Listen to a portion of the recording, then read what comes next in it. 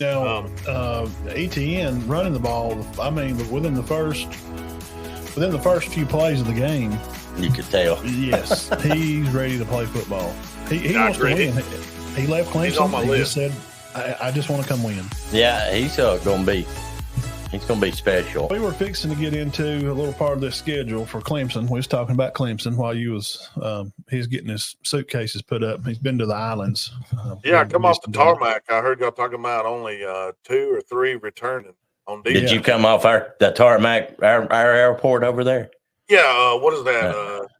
Near the country club over at Cherokee. Yeah. Locker room, locker room airport. Locker room sports airport. Matt and Todd. LAX. But here's where this brings Burge into this. Clemson's scheduling. Dane, Clemson's going to play Georgia. Game 1. That's not a good way to start out, especially if you've got 8 starters gone. Yeah, Burge, me and Dean's we're going to let you have the floor. We want you to tell us about, first of all, what you think about this first game, and then we've talked about their Clemson spring and Miami spring game a little bit. Cam Ward, how he went off. So talk about that first game a little, and then the floor is yours, and we're going to be quiet and listen to you. We want to know about Georgia spring football. What's going on? I did watch a little, but we want your take because you were down there on the sidelines with them. Yeah. Well, I was to say, really? When it comes to week 1, I think the biggest thing is going to be, you were talking about it. Can Clemson protect up front? Because we're going to come after them just with the struggles they had last year. Klubnik back, he needs to take a step forward. I believe I heard Dean say that, or somebody said that already. I just didn't think he had a great year last year. No. Yeah. Did you? No, not necessarily. And I agree with both of y'all's comments on the coaches, too. I think Matt Luke is a heck of an offensive line coach. He's got a big task in front of him, but, I believe they'll be improved by the time week 1 comes around. And really excited to see that game. It's in Atlanta, so that's de facto home game for Georgia. So. Are you going? No, with the high school stuff, man, we'll be rolling full tilt by then. So I probably won't make it down there. Plus, I got an 8-year-old playing softball about every weekend. All right. Okay. Yeah. So devoted to that, but as far as that game goes, I look for Georgia to come out and just do what they do. Try to be balanced. I think you might see Georgia throw the ball around a little more, just because the receivers. I think Kirby really likes his receivers, what he's got going right now. I think one of his comments were after the spring game, you normally look at your defensive backs to be your group setting the tone, being physical on special teams. He said, right now, my receivers are setting the tone with the physicality, blocking, special teams work. To me and to him, that's where you earn your stripes at on special teams when you come in, especially a young kid. Who are they, Benton? I know they lost 2, the 2 best ones, Bowers and McConkey. Who? Yeah, you got a few transfers coming in. Okay. You still have Dylan Bell coming back. That's good. Yeah, he's very good. And he's kind of a wild card, could be in the backfield. We've seen him in a couple different spots. Mm-hmm. I think you'll see him more out of the slot this time. Dominic Lovett will be returning. He had a good year. I think he's the safety blanket. I think him and the quarterback have a pretty good rapport. I think if you're on the 3rd down and 5 or 6 and you need some yards, I think he's going to be looking for Lovett. Mm-hmm. Kind of like the McConkey. McConkey was a first down getter, and that's what Lovett's going to be. And then when you get down toward the red zone, I think they're going to look toward Colby Young and his big body out of Miami. Mm-hmm. And there's a few others that they like that are in-house that are still there, but I think those 3 will probably be the ones that you see the most. Didn't see a whole lot out of the transfer from Vanderbilt this spring. I watched a lot of the game for spring game. So how did you see Beck's performance, I think he did fairly well. I think the defense looked good. Yeah, I think the defense looked improved, especially up front. I think, Beck had a couple interceptions. One of them was tipped up in the air and intercepted by Michael Williams. I think if you don't know that name, you will by the end of this year. I think Michael Williams is going to be on everybody's radar. It's going to be a good one. Yeah, I think him and Jalen Walker are going to cause some issues. They're linebackers that can put their hand in the ground, and they're going to cause a lot of issues. I seen Jalen for sure. He had the tip and the interception, and they had a couple sacks there. Of course, I know they wasn't bringing anybody to the ground, but one thing I did notice on offense is after quarterback 1 and quarterback 2, it's pretty much a bunch of no names. So just Stockton back up. That's it. I mean, and then number 26 was your next guy. So when you say number 26 at quarterback, running back, no offense to him, but I think he's a walk-on guy. I think Georgia would love to get one more, if not two more, somewhere. But they got time. Right? It's closing. When does it close? The 30th. 30th. Yeah, be next week. A week from this coming Tuesday. So they got all this week and weekend and Monday. Be my birthday, the 30th. The 30th. That's it. Okay. And then going over what I've seen from the running backs wise, I think it's kind of a hit to the running back group. The Paul kid looked really good out of the backfield. Caught the ball well, had some good runs, and he's in the portal. So somebody's going to get a really good player. I haven't heard where he's going or if he's gone, but I know he put his name in the portal just because of the depth. Is Delp back? Yes, Oscar Delp will be back at tight end. Okay. Yeah, he's good. Yeah. To go on with him, you'll have Oscar Delp, you'll have Lawson Lucky. There's a few other guys there that didn't really shine as much in the spring game, but I think are going to be good players. There's no Brock Bowers. I mean, you don't get that often. Guy is that's generational type stuff. Yeah. Now, ETN running the ball. I mean, within the first few plays of the game, you could tell. Yes, he's ready to play football. He wants to win. He left Clemson. He just said, "I just want to come win." Yeah, he's going to be special. I mean, I'm assuming he'll be the starter, right? I think Kirby will have the same kind of deal. You're going to see mixed roles. You're going to see Etienne in there for a series. You're going to see Roderick Robinson in there. Sophomore guy, big guy, about 245, and can still run. Big guy. You're also going to see. You didn't see any of this spring, but Branson Robinson, he'll be back. He was the guy that was compared to Nick Chubb last year. He should be back by the fall, so he'll get some totes. But the most electric by far will be ETN for sure. Say what now? The most electric by far. ETN. Yeah, for sure. The other guys are not built for speed like he is. No, he is a game changer. He is a guy that's going to make he's going to make a lot of defensive coordinators definitely, feel the pain for first playing SEC football. And there shouldn't be a reason. I would assume, between him and Jam, they're going to be two of the best backs in the team. Oh, yeah. Definitely in the SEC. But that was Georgia's problem last year. They didn't have an uppercut. They had good jabs. They had a few knockout blows here and there, but they didn't have that Mike Tyson uppercut because their run game had just kind of had fell off. And you think they do now? They do now. This, to me, my summary of watching them play, after watching it, I feel like they're most definitely a championship contender. And after watching Ohio State play, I broke them down last week. Go back and check that out. There's a video over there just about them. It's about 15 minutes long. We talked about them. If Georgia and Ohio State are not playing in the Final Four, I'm going to just about guarantee that. Definitely them too, for sure. Yes. Yeah. I don't see why not, because Georgia's just missing that piece. Now, can Beck be the guy that everybody needs him to be. We did see, but it was his first year last year, and I rode him hard. I got on his butt hard last year, first few games. But he did shine, and it did seem like he improved. In the Auburn game, he grew a lot. He grew.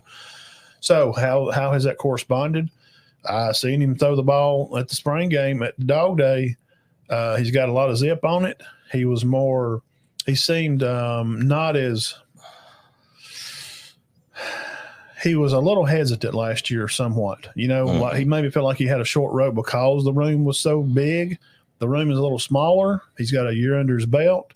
And I think Kirby's got them in the right place, and their scheduling is a little bit harder this year. Yeah. They're going to have to get locked in pretty quick and focused. Like we was talking about, they got Clemson first. Now, I'm sure I feel them winning this game. Even with Etienne, he's going to be out game one. He's going to be suspended. Oh, so he's suspended for game one. For game one. But I think Georgia's got a great shot at getting another title for Kirby's third. I do, Birds. What do you think? You know, I think that most everybody would think they're a playoff team and have a good shot at it. They'll put them in that list of 5 or 6. They would give a chance. I don't know if your list will grow over 5 or 6, even though there's 12 in the playoffs. To me, probably not. Still only got about 5 or 6 that you would say are definitely in. Yeah, championship contenders. What's your overall take, I guess, from seeing Ra Thomas play? And when they made an interception, I think they took one back. Did they score on one of the picks? I don't remember an interception for a touchdown. I know. Maybe they were just celebrating the interception, but seeing those guys together and jumping up around and getting fired up, I think the defense, but now it's not fair because it's spring. Defense usually outshines the offense in the spring game. Right. Defense is ready. Offense takes a little while to get plays together, and they're not showing all their plays. Yeah. So, yeah. What'd you overall? I give them definitely an A for the day. What'd you think? Yeah, I think the celebrating you're talking about was after the Michael Williams interception. He knocked it up in the air and then went and picked it. You know, as a linebacker, defensive end. Seems like Ra's been there for. Is he like an 8-year senior? He actually transferred in last year, so this will be his 3rd year there. And he was good there for Mississippi State for a while. So very explosive player. It feels like it does feel like he's been there a while. Do you give him an A on the day, or was there improvement? Do you see things, as a not just as a fan, but as a sports analytical media person, trying to see it without being just a fan. I had to do Bama that way last week. So how do you see that? I think that I saw improvement from the defensive line. I really watched the defensive line because that's where I'm worried about the most. I like, like I said, I've already named Michael a couple of times, but up the middle, man, run stoppers. There's just no Jordan Davis or any of those guys there. So we need the guys that came back were huge for us. Just because they have experience, like, I think Nazir Stackhouse is a name. He's probably never going to be a 1st-round great guy, but he's a body in there that has a lot of experience that's going to be valuable for Georgia, especially early in the season when they're getting some of the young talent accustomed to playing. Right now, their roster is basically a third veteran and 2/3 less than sophomore. So I mean, it's a extremely young roster mixed with a bunch of juniors and 5th-year guys with freshmen and sophomores. So, so you hope some of that older leadership can rub off on them. It's going to have to. It's going to have to for sure. Is Starks and Bullard back? Starks didn't play in the spring. He will be back. Yeah, he'll just be a sophomore. Bullard, sophomore. Starks was a freshman last year. Yeah. Bullard is gone. He's one of those guys, but I did notice a couple guys that stood out to me in the secondary. Joel Aguero, he stood out. I believe he'll be a sophomore. And then none other than KJ Bolden. I don't know if he's going to play a lot soon, early. but he come up and made a few plays, held guys short of the first down, tackled them to the ground, no problem at all. You know how Kirby is. He's going to pour mouth guys. He's not going to let you know that they're doing great. But he's one of the guys that kind of stood out for me in the spring. And he's one of those 5-star guys that they flipped late. So from Buford. Buford, they put out some players. Yeah. And I'd be remiss if I didn't bring up C.J. Allen, man. I think C.J. Allen in the middle of the defense, he'll probably be the guy that wears your headset and communicates the defense, and he's going to be the straw that stirs it. Big physical guy, quick.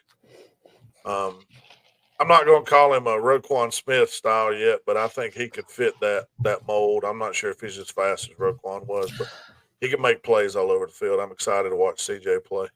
Speaking of CJ Washington from Cedartown, is he still with Georgia?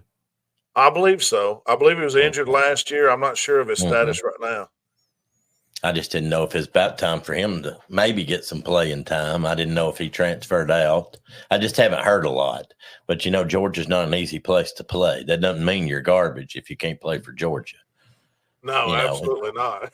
But I just haven't heard. I was interested because he was so good at Cedartown. There's actually we're right in the middle here of Benton Burge, Northwest Georgia Scoreboard Show. We're going over Georgia's spring football game. We've talked about Clemson a little bit and Miami. We're going to hit some others up. Burge getting his take on it. I'm never worried about Georgia's defense, I guess, because of Kirby. They've always been pretty good. Up front offensive line, I watched them. What did you think of offensive line play? I thought they looked really good. They were all meeting their blocks. You know what I'm saying? The good thing about the defensive line, especially the last couple of years, is we've had a lot of veteran players, and that's allowed Kirby to play. I mean, Kirby's played a lot of different guys on that offensive line. So the guys coming in now have reps as well. And they don't lack in size and ability. I hear there's a tackle that's like just ridiculous athletically and just running. Whoa. We're close. We got close-ups now. Everybody wants a close-up view of us. But, yeah, it's been I think it's been good, especially replacing the center, one of the best centers I thought around last year. And we're going to see week 1 against Clemson. I think that's a good test, but I'm kind of with Matt on that. I don't think they'll fail that test. No. Might be a good game. Yeah, for a little while. I don't. I'll be shocked. I would be very shocked if it was even kind of close at halftime. Clemson just don't have, and I try not to keep saying Colorado. We're going to talk about them in a minute. But you got to have depth, and I'm just a little worried about Clemson's depth. They're going to be at Florida State, then they got Virginia Tech and South Carolina. Those are the better games on the schedule for Clemson. Those are games they've got to beat Florida State, Virginia Tech, South Carolina. They don't have to beat South Carolina, but it's a rival game. Though, you want to win that one. They can get on your coach if you lose that one. Yeah. So we all agree. I don't see a reason Georgia shouldn't be a Final Four team. No, and they can. The thing with this 12-team playoff now, you can lose 2 ball games. Yeah, and the thing with the schedule now in the SEC, you can lose 2 ball games. Yes, definitely. I mean, Georgia's not going to. Georgia loses to. Let's just say they lose to Alabama and they drop one more. That's not going to drop them out of the top 25. No. Or if they lose to Florida, Tennessee, I mean, they don't need to lose back-to-back weeks. Now, that's a no-no. You can't do that. Yeah. You can't lose back-to-back. And you don't want to lose late in the season. You don't want to lose in November. Anything November, once that part of the year started, if you're going to lose, you better get it September. You better not lose to Florida neither, because if you lose to Florida, the wheels have came off. Well, Florida's got such a tough schedule. That may be not knocking Georgia, but they may be by that time say, forget it. We'll just play whoever. Give us a pro team. Have you seen their schedule? Yeah. It's ridiculous. Yeah, I don't. They're not going to keep him around long because he ain't going to win a bunch of He's games. not going to win. I mean, I don't know how he could. Well, I look for think- Georgia's. I think he defensive line's might gonna stay eat. longer than you think because I think they've really they- tempered their expectations. They realize that. They Yeah. realize, look, you're playing the toughest schedule in the country. Yeah. I mean, Still. and Tech will be good. Georgia has a tough schedule. I mean, they've got 2 gimme games. That's it. Mhm. And Tech's on the rise, are they not? Yeah, I would say they're Better. better than they were 2 or 3 years ago for sure. Yeah, they've just went in and totally changed up their style on offense. Mhm. Now that's a look at Georgia and their spring game.